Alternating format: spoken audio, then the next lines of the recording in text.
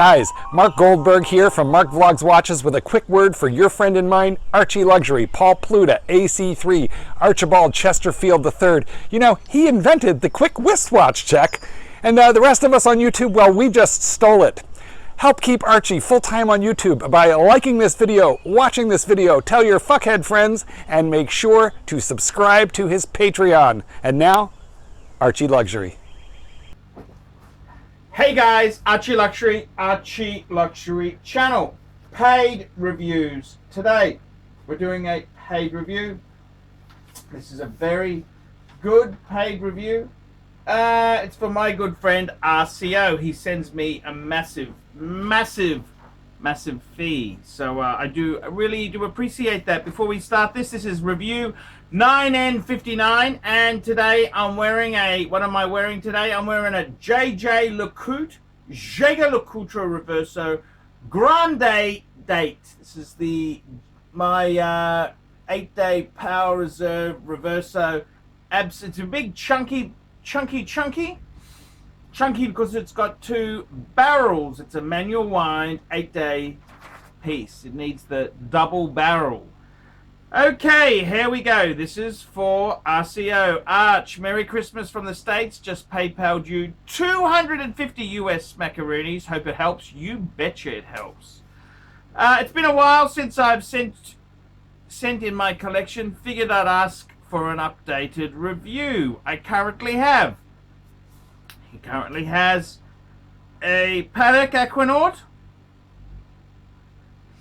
5167A, Rolex Daytona white gold with a blue dial 116509, Rolex Skydweller black dial. That's the black dial there. Beautiful. I gotta tell you.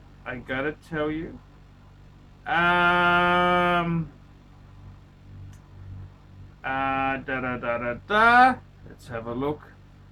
We've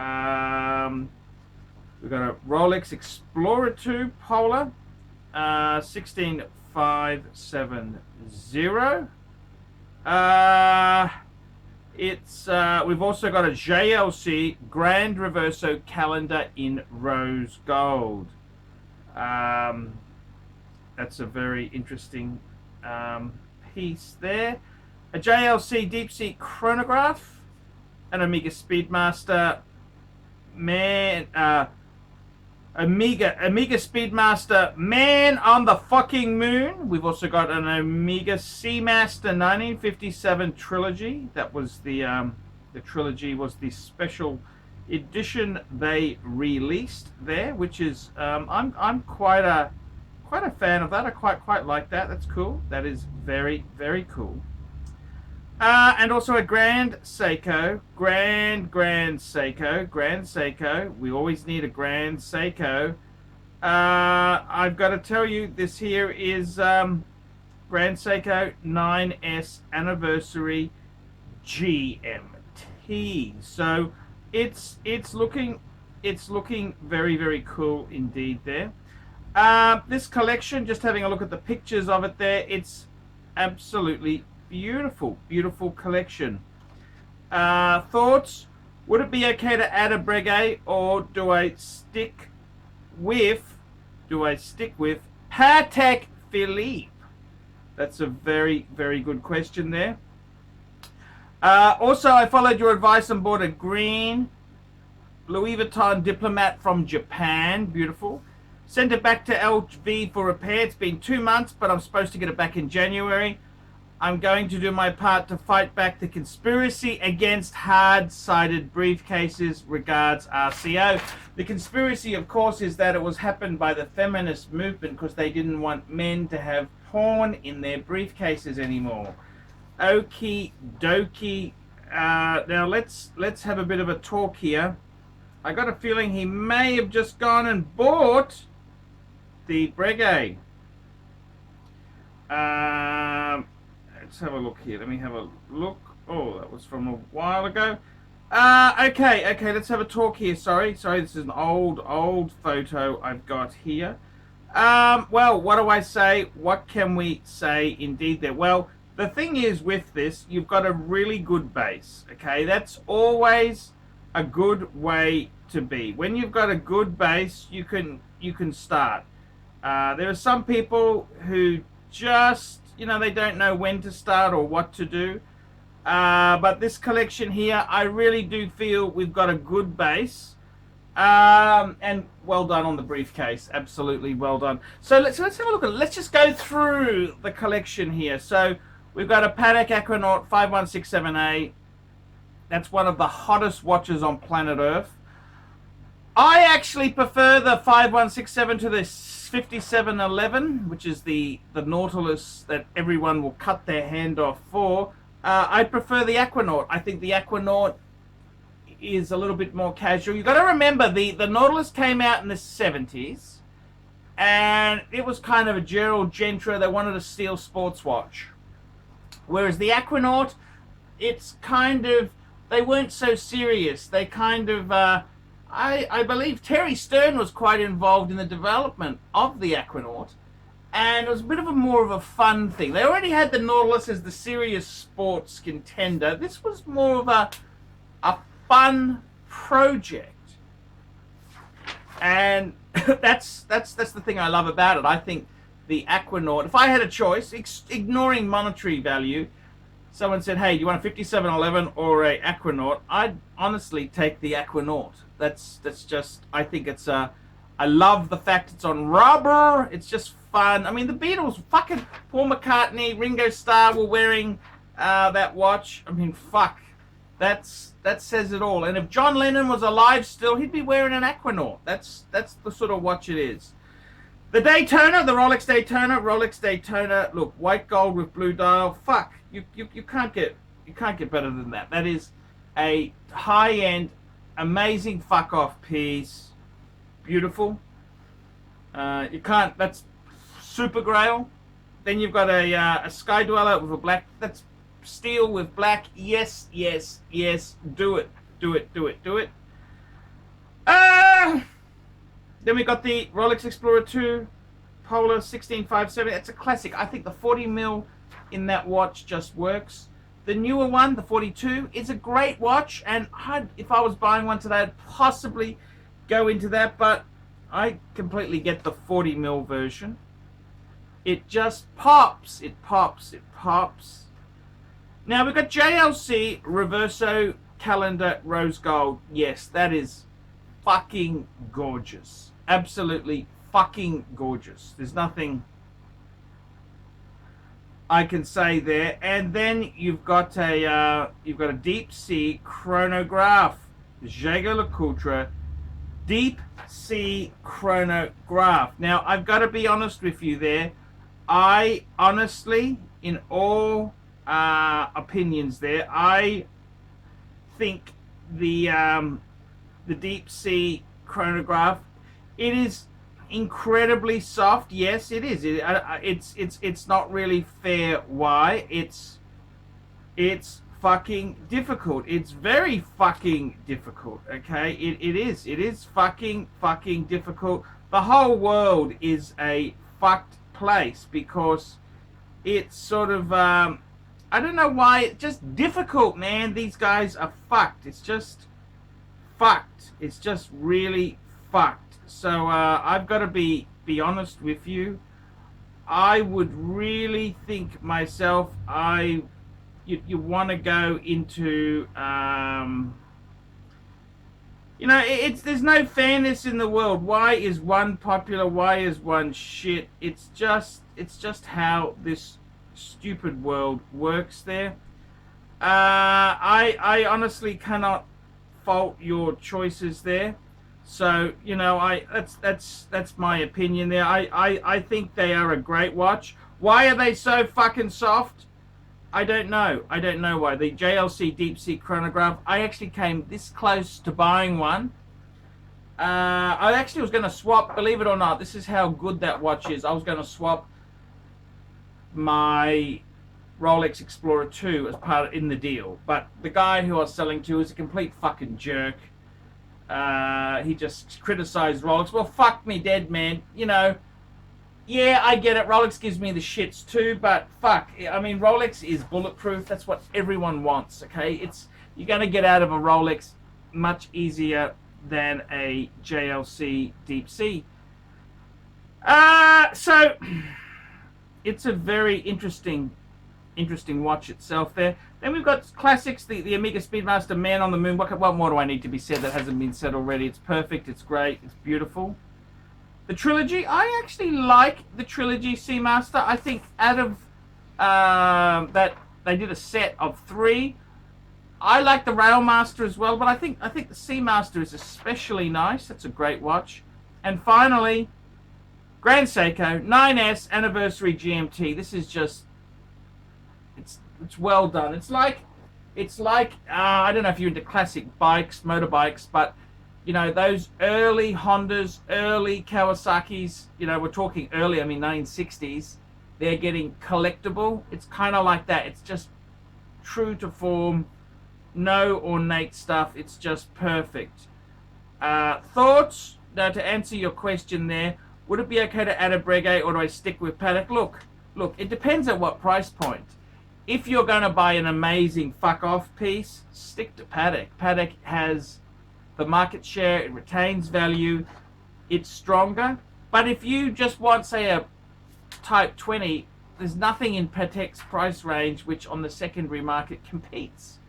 It's Type 20. I loved it. I mean, that's the watch I bought because that was the first chronograph I fell in love with. So I completely get Breguet. I think Breguet's an amazing brand. I like to have, I gotta be honest with you, I really do enjoy RCO having 2 Pateks. Having 2, you know, it makes me feel special. When you got 1, you think, okay, you got 1 Patek, it's cool. But you've got the Aquanaut, which is a hard watch to get. I'd love you to have a manual wind Calatrava 5196. I mean, that's